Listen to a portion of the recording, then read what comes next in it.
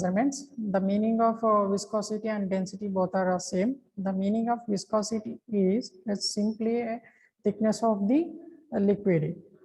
Okay, means just a state of being thickness of the liquid.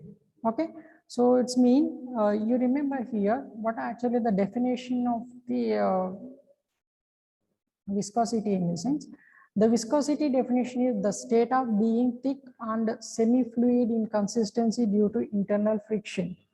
Okay, so what actually the meaning of this particular definition in this sense? You remember I'm showing one image here.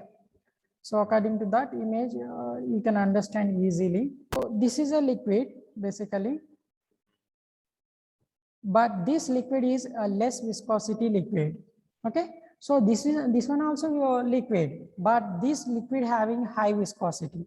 So what actually the difference between these two substances in the sense, in this liquid there is no any other substance dilute in that particular liquid.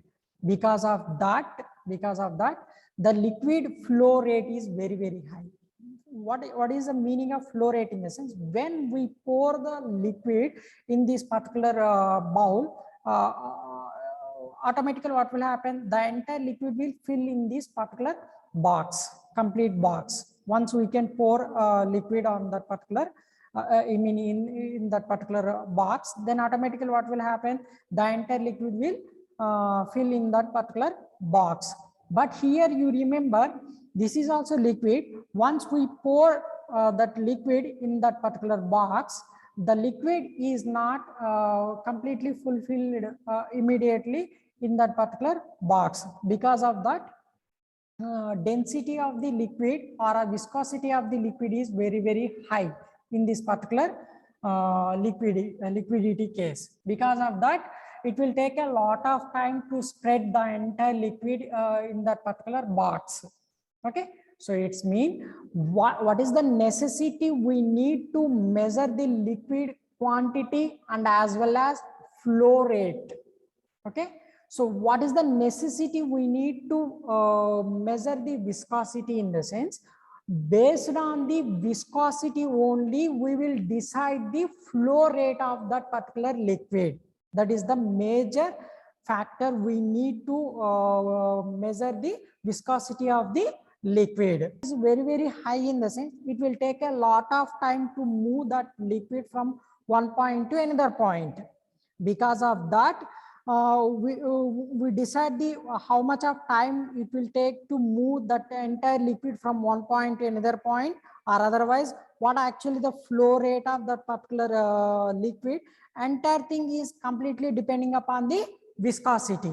Because of that, we need to measure the viscosity of the liquid. Okay, so that is our major factor in this particular unit. Okay, if any case the viscosity is very high in the sense, automatically what will happen? The flow rate will be decreases. Okay, the flow rate will be decreases. Okay, if any case the viscosity is very less in the sense, the flow rate is very high. That is the difference here we remember from this image. Okay, you remember here the viscosity is very less. Because of that, the flow rate is very high flow rate, and viscosity is very less. Here the viscosity is very high. Because of that, the flow rate is very less. It take a lot of time to fill the entire liquid in that particular box. Okay, so you remember, because of that we need to measure the viscosity. So what actually our subject? We need to measure the different types of quantities. But what quantity here we are measuring in this particular fourth unit in the sense? The viscosity of the liquid quantity only we are measuring. So it's depending upon the different factors. Depending upon different factors, the viscosity will be different. How it will be? We are learning based on the formulas and as well as depending upon the different methods. By using a different methods, we are measuring the viscosity or density of the liquid. Okay, so this viscosity is not constant at all the time. It will changes. It depends on the temperature. If any case the temperature is very low, in the sense viscosity is very high. If temperature is very high, in the sense viscosity will be very less. So the small example here I am telling you, remember we are taking ice. So ice is always in a solid state. So it's means the entire liquid is completely converted into solid state. Okay. So at that particular position, the temperature is very less. Okay. If any case we can increase the temperature, then what will happen? That ice will be converted into liquid formation. Okay.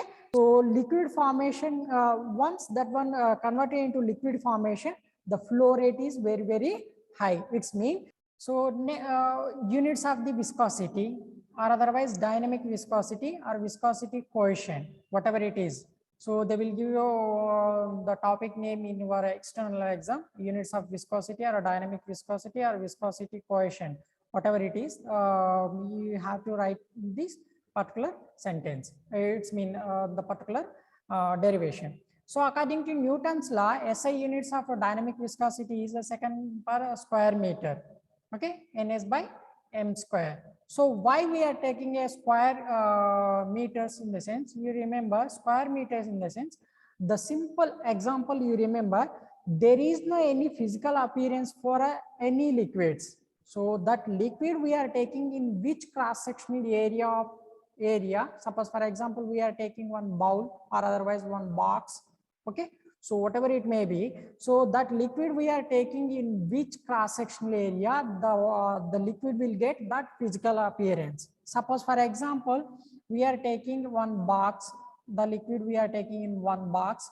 So that box having both width and as well as length. So that width and length we are mentioning in meters. Okay, because of that both length and width we are mentioning in meter square. So this one also 1 m and this one also 1 m. Okay, so we can take a meter square, length and width we can indicate it with the meter square. Okay, so that it's mean per unit case we are decide the viscosity. Suppose for example, for one unit, what actually the viscosity, and for a 2 units, what actually the viscosity. It's mean the cross-sectional area changes, the viscosity will be changed. How here we are taking one particular, suppose for example, what actually here we are taking water. Water is a H2O. Suppose for example, we are taking H2O water. So these H2O water having hydrogen atoms and oxygen atoms. These are the hydrogen atoms and oxygen atoms. Okay. So we are taking one particular box. Okay. So once we are taking a water in one particular box or otherwise one particular bowl. Okay. So for this water, we are adding salt. Salt is sodium chloride. Sodium chloride. It's mean additionally hydrogen atoms and oxygen atoms. Additionally here sodium atoms and chloride atoms joined here. So it's mean the cross-sectional area not change. The same bowl. Okay, we are taking here the same bowl or a same box we are taking. So in that additionally we are taking sodium chlorides. So it means sodium atoms and chloride atoms are enhancing in that particular box or bowl. Okay. So what will happen here? The cross-sectional area not change, but atoms will be increases because of that, because we are adding another substance. It's mean additionally we can dilute one more substance in that particular liquid, then automatically what will happen? The atoms will be increases. Whenever the atoms will be increases, the viscosity of the liquid will be increases. Why? Because why? Because here atoms increases in the sense that atoms it need to adjust the H2O atoms. Okay, because of that here the density of the liquid will be increases. Before adding the sodium chloride, the atoms are very less. At that particular condition, the viscosity of liquid is completely different. Once we can add the salt content, the viscosity of the liquid will be increases because of the atoms increases in that particular liquid. Okay, but the cross sectional area is same. Because of that, here there is a stress, so that stress we can indicate it with the shear stress. Actually R is silent here. She SHEAR, she stress. That shear stress we can indicate it with the atom adjustments or atom stresses. So in that one also we can already we defined the definition of viscosity. So internal friction, what actually the internal friction in atom to atom distance. Okay, so the atom to atom is adjusted in the sense the friction is very high, in the sense viscosity also very high. Okay, you remember that one. So it's mean the cross sectional area increases. What will happen? The atoms, it's mean hydrogen atoms and oxygen atom and sodium and chloride atoms are elaborated. It's mean the distance between the atoms to atom is increases. Because of that, viscosity will be less. Okay, it's mean the cross sectional area changes, then automatically what will happen? The flow rate, the density of the liquid will be changed. Here the formula is tau is directly proportional to du by dy. Here tau is equal to mu du by dy. What is meaning of du? D means here change in value. Whatever it may be the value, we can change it. D means. Okay, du in the sense change of velocity. U in the sense that one is a velocity. Okay, D means du means change of velocity between two layers of liquid. What actually the two layers of liquid in the sense? It's atom to atom. Okay, whatever it may be the additional substance dilute in that particular liquid, that liquid atoms and as well as the previous liquid atoms. So the two layers which will be a form. Okay, and next one dy is a change of distance between the two layers. How it will be creating a two layers in the sense? It depends on the atoms. Okay, mu is equal to absolute viscosity, tau is a shear stress. Okay, between two layers of a liquid. Two layers is completely depending upon the atoms. Okay, units of viscosity. You remember previously we discussed only a shear stress only. We discussed tau is equal to du by dy. That one only a shear stress, but that one is not a units of viscosity. So we decided here units of viscosity. You remember this one is a units of viscosity.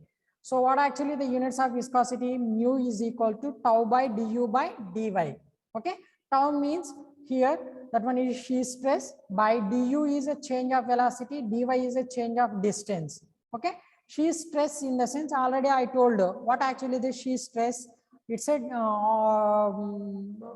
the stress is between the atom to atom. Okay, that one decided by the cross sectional area. The cross sectional area is very less, in the sense the atoms will be adjusted in that particular cross sectional area. Because of that, the force or stress is very high. So that one we can indicate it with the force by area. It's mean the ratio between the force and the area is shear stress, and the change of velocity. Velocity in the sense it's a motion.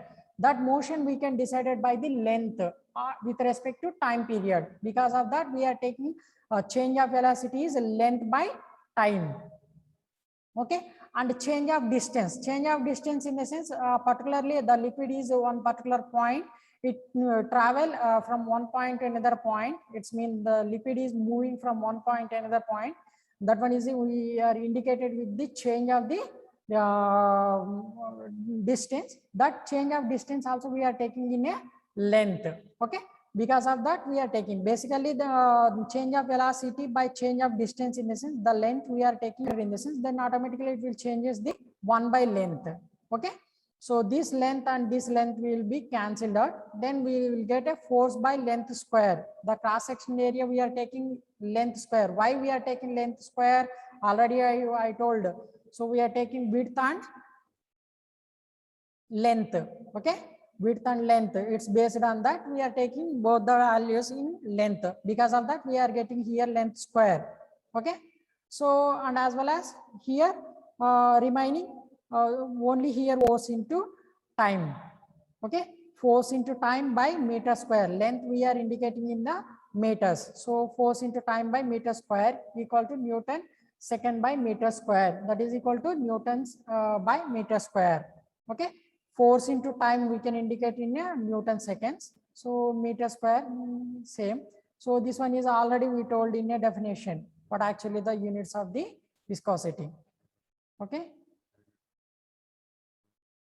and we are taking in a kinematic situation. So in kinematic viscosity we are taking absolute viscosity by density. So absolute viscosity, already we derived absolute viscosity, force into time by length square or meter square. Why we are taking here length in the sense, so the density we can measure in a mass by length cube. So mass by length cube in the sense mass is completely depending upon the weight of that particular liquid.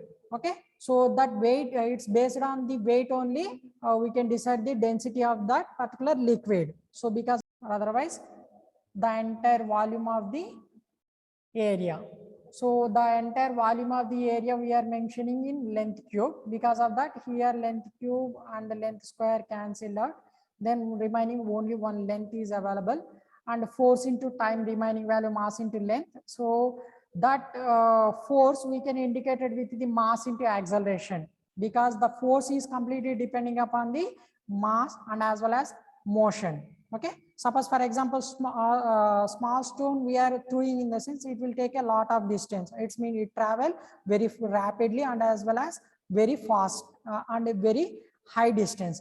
But the stone in weight is increases, so it will not move very fast and as well as not a very longer distance. So it's completely different for a small stone and big stone. Okay, you remember.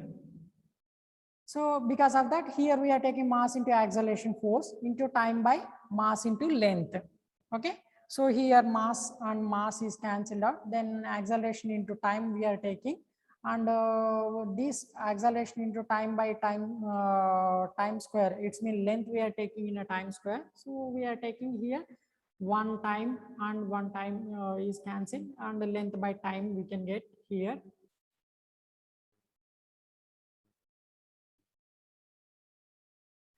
And 1 by length is remaining same. So because of that length square by time we can get. So